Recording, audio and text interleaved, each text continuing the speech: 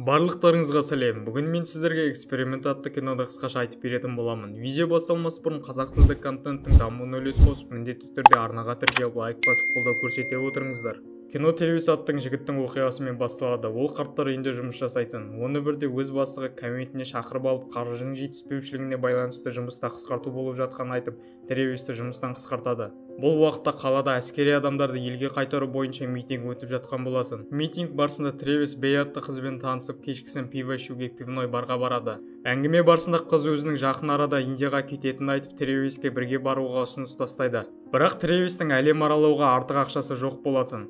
Үйіне келген бойда газеттердің арасынан аз уақытта көп ақша төлейтін жұмыс іздей бастайды.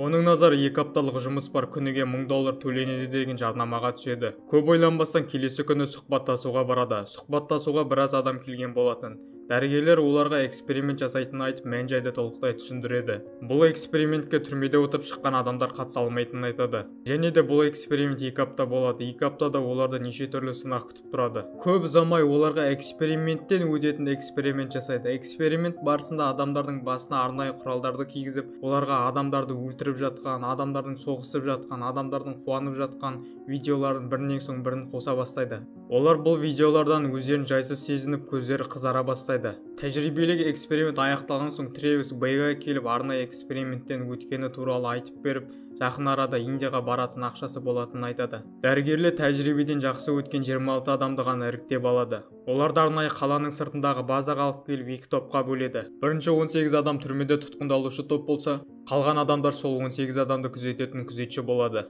Дәрігер күзетшілердің жұмысын түсіндіріп, қамаудағылар тәртіпті бұзатын болса, дұрыс шешім қабылдап 30 минут ішінде жазалау керектігін айтады. Дұрыс емес шешім қабылдаса қызыл түсті лампа жанатын. Эксперименттің бірінші күнінде күзетшілер тұтқындалушыларды жуындырып, барлығына бірдей таза киім беріп, бір қатарға тұрғызады. Чейз атты күзетші енді сендерді аттарыңмен атамаймыз, әркімнің өзіне арналған номері бар екенін айтады. Әр камерада адамдардың аттары емес, олардың саны жазулы болатын. Тревис өз камерасына келіп атын айтып таныстырады, ал камерадағы жігіт бейнебақылау камерасына бір қарап өзін атымен емес арнайы номерімен таныстырады. Сотталушылар баскетбол ойын ойнап жатып, күзетшінің мұрнын байқаусызда доппен қанатып алады. Сол уақытта камераға басқа да күзетшілер кіріп келіп көмекке келеді. Бош бұл байқаусызда болған оқиға екенін айтып түсіндіріп, жұмыстарыңа кірісе берің дейді. Бірақ Чейз бұл мәселені бұлай қалдырмау керектігін айтады. Өйткені ереженің 5-ші бөлімінде сотталушылар күзетшілерге қол көтеруге болмайтыны жазылған. Күзетшілердің кейбіреулері жазалау керек жоқ десе, енді біреулері экспериментті тоқтатуға болмайтынын айтады. Солай тұтқындалушыларға 10 рет отжимания жасаң деп оларды жазаға тартады. Бірақ күзетшінің мұрнын қанатқан шалып, оны байқаусызда болғанын айтып, отжимания жасамай қасарысып тұрып алады. Қалған тұтқындалушылар 10 рет отжимания жасайды. Күзетшілер бұл істерін дұрыс санап, мақтаныш қылып айтып отырғанда арада 30 минут өтеді. Қызыл лампадан ешқандай свет жанбайды. Бірінші күннің экспериментін дұрыс өткеніне қуанады. Екінші эксперимент күні басталады. Сотталушыларға түскі астарын салып береді. Номер 17-ші сотталушы тамағын толықтай жеп бітіреді. Қалғандары болса тамақты жеу былай тұрсын бетіне қарауға желкенген болатын. Чейз тамақты толықтай жеп бітірмесе ешкімнің асханадан шықпайтынын айтады. Сол уақытта Тревис қолындағы тамағын күзетшінің қолына әдейі төге салады. Күзетші болса оларға қайта отжимания жасауды бұйырады.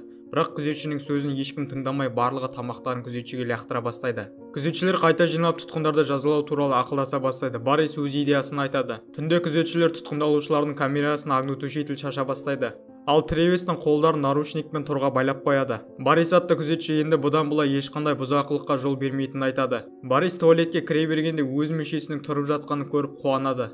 Эксперименттің 3-ші күні Баррис тұтқындарды кезекке тұрғызып жатып, 501-ші тұтқынның жоқтығын көреді.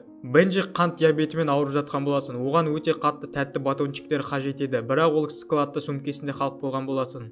Күзетшілер оның ауырып жатқанына қарамай орнынан тұрғызып сапқа қосады. Тревис бұл жолда тағы Баррисмен сөзге келіп төбелесе қала жаздайды. Ереже бойынша күзетшілерді тұтқындалушыларды ұра алмай тек жазалай алатын.